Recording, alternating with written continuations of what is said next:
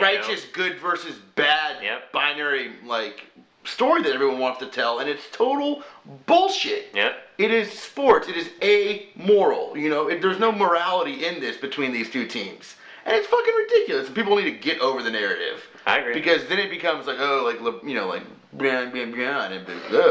are they're the good guys. You're contradicting yourself by talking about it.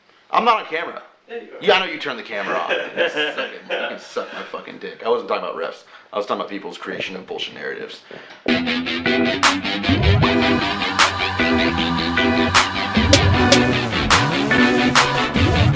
Double Drivel, Dan Avitz, a.k.a. The Sweetness. Yo, Zach, a.k.a. Raphael Rigatoni. Game 6.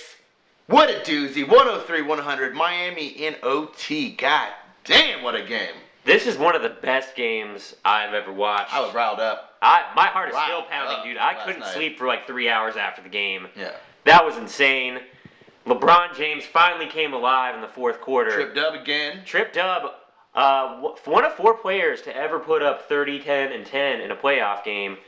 Only behind Oscar Robinson has more of those games in NBA history. That dude was just a triple-double walking around in a human suit. But other than that, I think we saw a different LeBron in the fourth quarter, obviously. Whether or not him getting his headband knocked off him had anything to do with it, I'm going to go ahead. Spoiler, it had nothing to do with it. Yeah. Please stop talking about it. Enough with the superficiality, everybody. Who gives a fuck about a headband? Right. Hashtag no headband. Yeah, oh my God. Hashtag fucking hairline. If you're the Spurs, you have one thing to look at, honestly. Manu Ginobili is trash.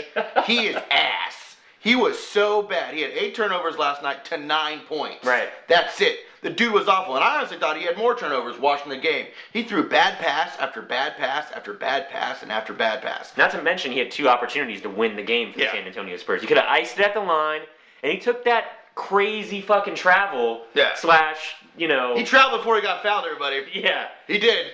Doesn't matter. Anyways, but credit to Miami's defense, which was swarming in the second half. Yep. They doubled every ball handler, and they forced bad passes from everything. They had San Antonio's offense scrambling, and specifically Manu Ginobili, who I think cost San Antonio the game, maybe even the series. Did you see Mike Miller hit that 3 with 1 shoe? That was nuts. 1 shoe shot. It was awesome.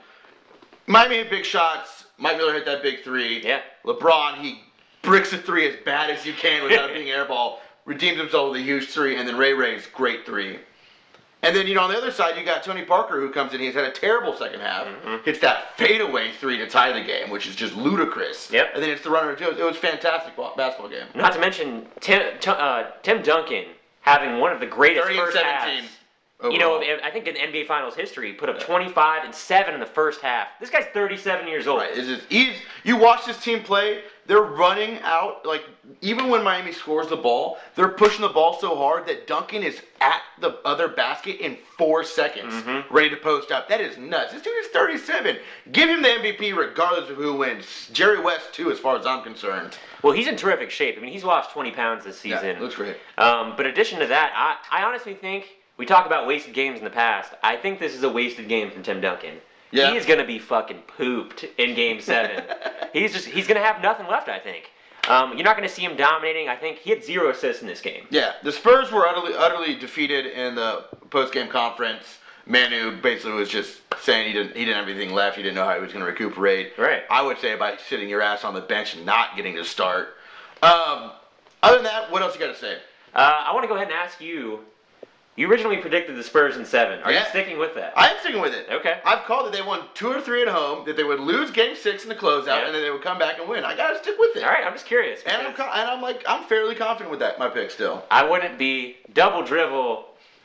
He'd go with it. Stop talking about the refs. Wow.